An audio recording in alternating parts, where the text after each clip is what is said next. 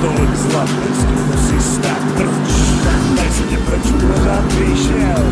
ať tebe pořád cíl.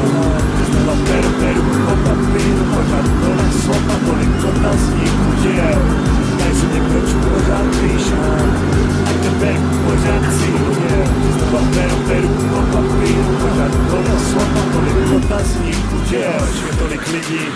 nenávidí, proč se pořád točí desky bez kvality, proč už lidi nechcou chodit na koncerty a proč se každý v tebe tváří jako MC, proč se mladý holky chovají jako křivky, proč některý z nich musí být tak sexy, proč tolik chyb, tolik pičovin a proč se vlastně lidi ničí život, proč to všechno musí být tak skupeně složitý a proč se brazil tolik peněz do bytí, proč život si dáš vždycky, když to nejvíc čekáš a proč spravedlnost távo není slepá, proč je moje matka jaká je, proč se proti se vrátit zase na začátek, proč jsem tolikrát v životě ublížil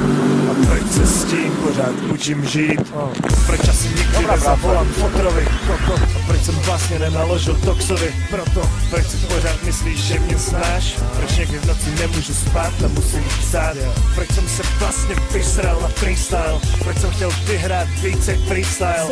proč jsem rád, že skončil ZP Cirkus a proč jsem dělal interview v Písku, proč dělám v Queensu, tady se mě proč pořád píšu.